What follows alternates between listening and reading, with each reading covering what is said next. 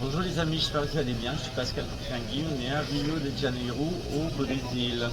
Aujourd'hui, on va parler du Day After Tomorrow, c'est-à-dire comment sera le monde après la Troisième Guerre mondiale. C'est une question que beaucoup d'entre vous se posent. Alors d'abord, il faut replacer les choses d'un point de vue historique.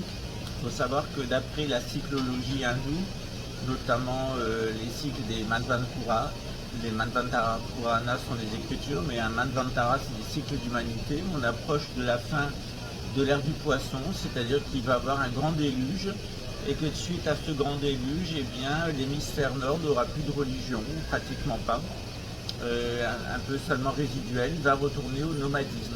Donc je vous ai annoncé la destruction de l'Amérique du Nord, la destruction de l'Europe, une hyperglaciation, et puis la destruction de la Chine, il y aura des éléments résiduels, et la destruction de l'Inde. Voilà, il y aura aussi des éléments résiduels. Mais en règle générale, il n'y aura plus de grandes religions et de grandes cités organisées telles qu'on les a connues. Le déplacement civilisationnel va se faire vers le sud. C'est vers le sud que ça va jouer, autour de deux pôles. Alors d'abord, il y a un pôle qui va se constituer ici au Brésil, qui est un peu le réceptacle de tous les anciens peuples. Donc ici, on va avoir une accumulation. Le Brésil va être divisé en quatre. Et puis on va avoir une accumulation des peuples qui ont existé dans l'hémisphère nord, aussi un peu dans l'hémisphère sud, puisqu'il y a 100 millions de descendants d'Indiens. Ici, tout ça va se mélanger. Alors, dans les années à venir, il y a beaucoup de Brésiliens qui vont mourir. On va vers une augmentation de la population de 20 millions. Il y a environ 4 milliards d'individus dans l'hémisphère nord, 4 milliards et demi, donc on n'imagine pas qu'ils vont tous disparaître. Donc il va y avoir une migration très forte vers le Brésil, ce qui veut dire que d'abord, il y a beaucoup de Brésiliens qui vont mourir. Voilà. C'est pas une grosse perte vu le calibrage qui a été opéré ici par la colonisation. Donc on a des descendants d'Indiens qui sont assez attachés à leurs valeurs traditionnelles, mais qui pensent surtout à s'amuser, à vivre dans la nature, à s'amuser et puis à en faire le minimum. Voilà. Donc on ne construit pas une civilisation avec des gens qui veulent vivre à l'âge du cuivre et qui veulent rester dans la forêt. Voilà. Donc c'est un peu la mentalité dominante ici chez les 100 millions de descendants. Et puis donc ils vont être remplacés par des gens de l'hémisphère nord un peu plus agressifs, qui ont plus l'habitude des civilisations, qui vont être aptes à construire une civilisation ici. Ça explique aussi pourquoi les Indiens ici se sont fait exterminer par une poignée de conquistadors, parce que l'ère du poisson dans l'hémisphère nord, c'est l'ère de la Vierge ici, c'est une ère de souffrance principalement. Et avant de rentrer dans l'or, dans l'ère du Verseau et aussi au sud dans l'ère du Lion, l'ère de domination, eh bien, il y a des épreuves à passer, et puis il y a des brassages de peuples.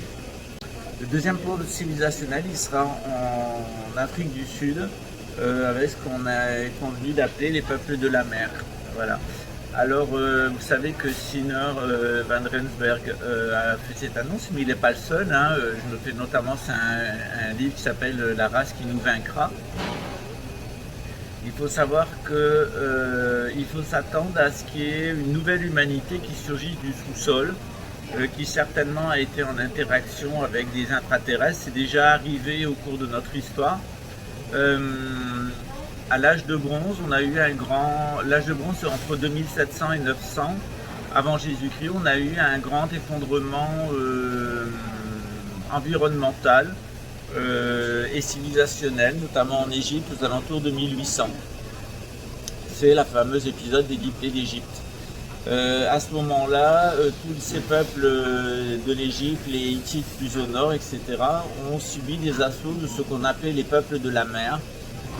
C'est des peuples qui venaient du nord de l'Europe, qui étaient blancs, et qui ont attaqué toutes ces civilisations. Certaines ont tenu, d'autres se sont effondrées dans le cadre d'une redistribution climatique. Cette redistribution climatique, elle est assez étrange. On a un assèchement total du Nil qui correspond bien à la description qui est faite par la Bible. Et puis en même temps, s'il fait beaucoup plus chaud là, il fait aussi beaucoup plus chaud plus au nord. Donc on a des chutes météoritiques. On a un ensemble de faits qui sont expliqués dans le Ramayana, qui vont amener sous la conduite de Ram ces peuples de la mer, ces peuples du nord, à déferler sur les civilisations du Moyen-Orient. À l'heure actuelle, il semble qu'on ait un remake, c'est-à-dire qu'on a des civilisations, certaines humaines et non humaines, qui sont certainement intraterrestres et qui vont, dans le cadre du suicide collectif de l'hémisphère nord sous la bombe atomique et puis ce qui est en train de se mettre en place, vont participer à la reprise en main de l'humanité. Alors ici au Brésil, on sera dans des populations reliquats, c'est-à-dire des gens qui ne sont pas tellement capables d'évoluer mais qui vont retourner vers les civilisations sur les modèles anciens. Par contre, en Afrique du Sud, on aura un phénomène qui est beaucoup plus important, plus intéressant.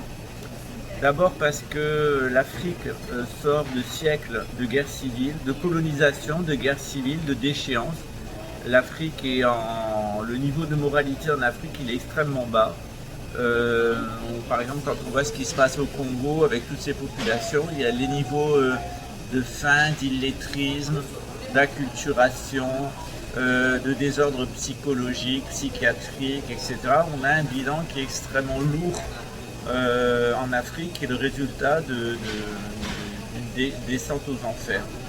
Dans ce contexte-là, eh bien, Siner von Rensberg, mais d'autres aussi, annoncent le retour d'une race blanche, beaucoup plus structurée d'un point de vue mental, qui est capable de faire référence à des structures traditionnelles, qui va prendre le pouvoir en Afrique du Sud et qui va rentrer dans un programme d'abord d'élimination du surnombre et ensuite de restructuration d'une civilisation blanche en Afrique du Sud où les Noirs trouveront très certainement une fonction d'esclaves, ce qui semble assez déterminé par leur génétique.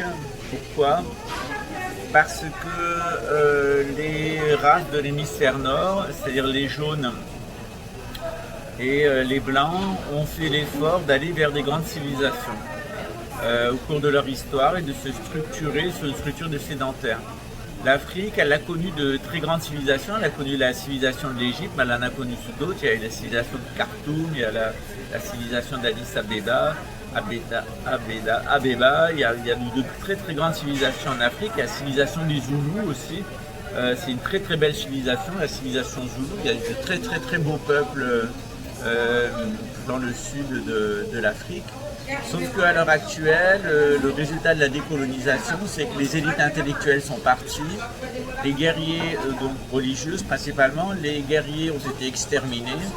On a un peuple qui n'est pas très en train pour travailler dans l'artisanat, dans l'industrie, etc. Et qui est une espèce de masse informe d'esclaves, en réalité de l'Occident.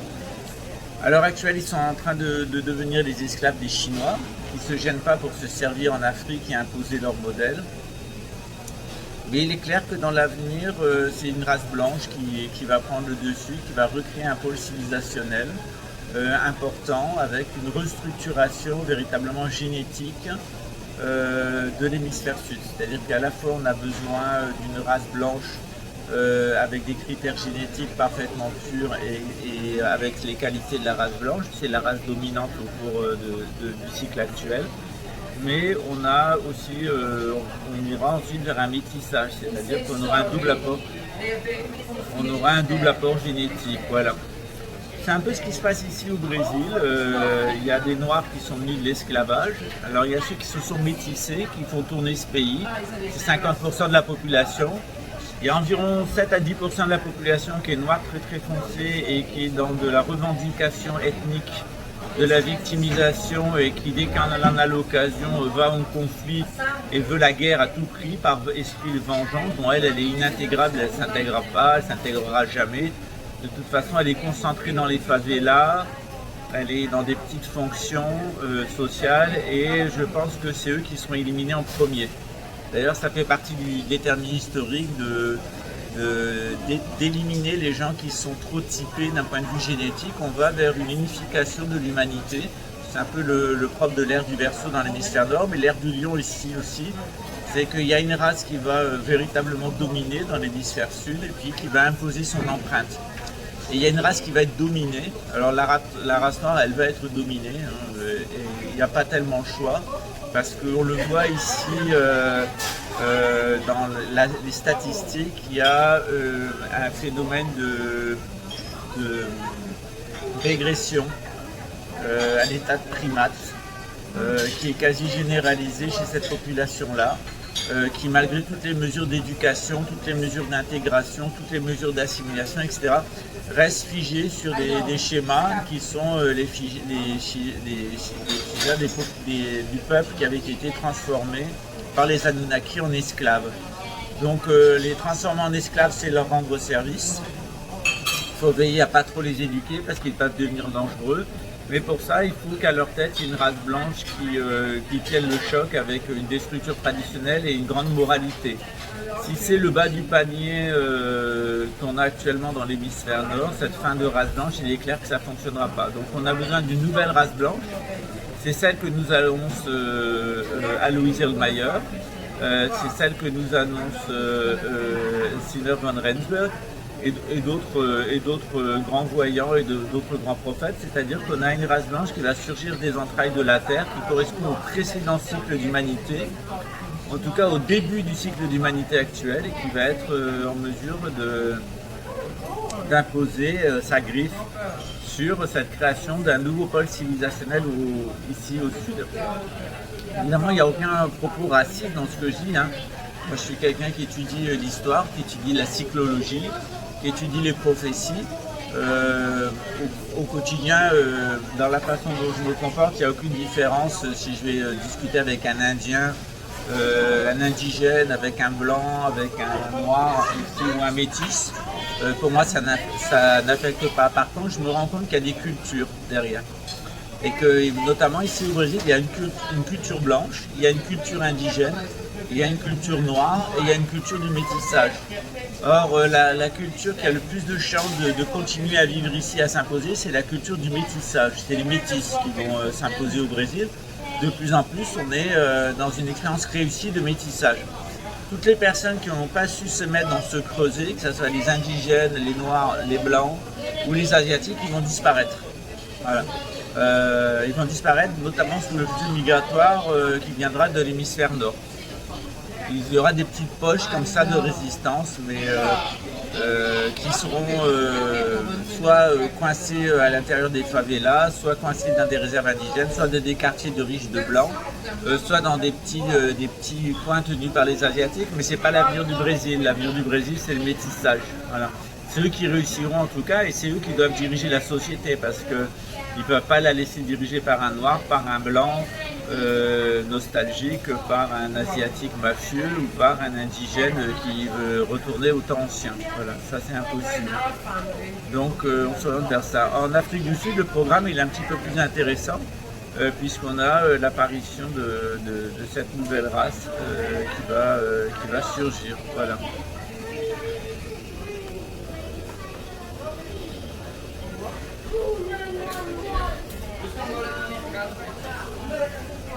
Voilà, vous avez exactement un exemple de ce que je vous disais qui est ici.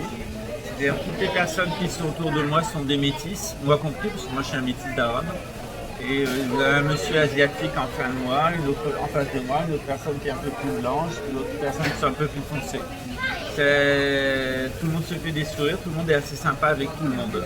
Il est clair que s'il y avait une personne complètement blanche, une personne complètement noire, une personne complètement indigène, une personne complètement asiatique, ici, il y aurait tout de suite des regards d'hostilité. C'est quelque chose que j'ai vécu plusieurs fois. Donc effectivement, ici, l'avenir, il est dans la mixité, dans la fonte des peuples entre eux. Ça donne des modèles génétiques extrêmement beaux. D'ailleurs, les Brésiliens sont très beaux. Mais ça, c'est pour le Brésil. Pour le continent africain, il va se passer autre chose avec cette nouvelle race blanche. Ça va être un système beaucoup plus autoritaire. Ici, c'est un système plus soft, de soft power. Les Brésiliens, c'est les rois du soft power. En Afrique du Sud, ça sera un système de hard power, c'est-à-dire qu'on va avoir un régime blanc extrêmement violent, qui correspond d'ailleurs aux individus qui ont été identifiés dans les rares cas où il y a des prises d'OVNI ou d'OSNI, c'est-à-dire qu'en compagnie des petits gris, on a une race blanche qui est un petit peu particulière, qui est de type vénusien ou de type germanique, et qui, elle, a une autre ambition pour cette planète. que ce soft power. On a véritablement le développement d'un hard power qui va se mettre en place à partir de l'Afrique du Sud. Voilà. Je vous en dirai plus sur ce sujet à l'occasion. Aujourd'hui, je tenais à partager avec vous les considérations du jour. Voilà. Alors, pour l'éco-village, ben, écoutez, ça continue avec un groupe de personnes ici. Moi, j'ai décidé de me retirer complètement à tous les niveaux, au niveau juridique, au niveau spirituel, etc. Donc, je suis complètement sorti du projet. Ça se met en place petit à petit au niveau matériel, parce qu'il y a des décisions à prendre au niveau juridique, etc. L'administration est très lourde ici. Voilà. J'ai décidé de sortir de ce projet parce que, non pas parce qu'on a été confronté à la DGSE et à la DGSI, mais je me suis aperçu en cours de route que même si maintenant il y a une masse critique de personnes qui sont qualifiées d'un point de vue spirituel pour mener à bien ce projet, c'est que je ne pouvais plus rien apporter à ce projet. Voilà. Qui ne concernait plus en réalité. Voilà. C'est quelque chose que je vous ai offert à un moment de mon existence. Maintenant, j'ai envie de passer à autre chose et rentrer dans un autre processus. Voilà. Donc, comme je vous l'avais annoncé, je vais intensifier les vidéos en anglais et puis finir un peu sur la lignée de la comète. La semaine prochaine, on a un cours de psychologie, c'est le dernier que je donnerai sur ce sujet-là. C'est un cours qui sera très technique. Donc il faut avoir un certain niveau pour le suivre. On va parler de la perversion narcissique, on va parler de tous les mécanismes psychologiques de l'être humain. On va le faire pendant 16 heures en 2 jours. Et vous allez voir à partir de la gnose comment en fait toutes les découvertes de la psychologie moderne, de la neurologie, enfin tout ce qui a été découvert d'un point de vue scientifique, mais aussi tout ce qui est traditionnel s'inscrit dans un ensemble, dans une description. On n'a pas besoin de la science pour montrer que les traditions avaient raison. Ça fait des milliers d'années qu'elles le font d'un point de vue thérapeutique. Mais ce qui est intéressant, c'est de voir la science occidentale rentrer dans le monde traditionnel de plus en plus, c'est-à-dire les scientifiques, avec leurs méthodes, en venir aux mêmes conclusions que nous. Voilà.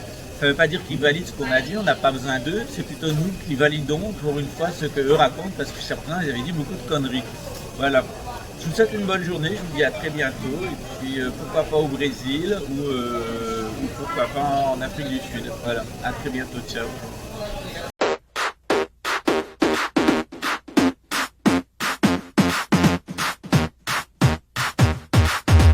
One, two, three, four, five. Everybody in the car, so come on, let's ride to the liquor store around the corner. The boys say they want some gin and juice, but I really don't wanna be a buzz like I had last week. I must stay deep, cause talk is cheap. I like Angela, Pamela, Sandra, and Rita. And as I continue, you know they're getting sweeter.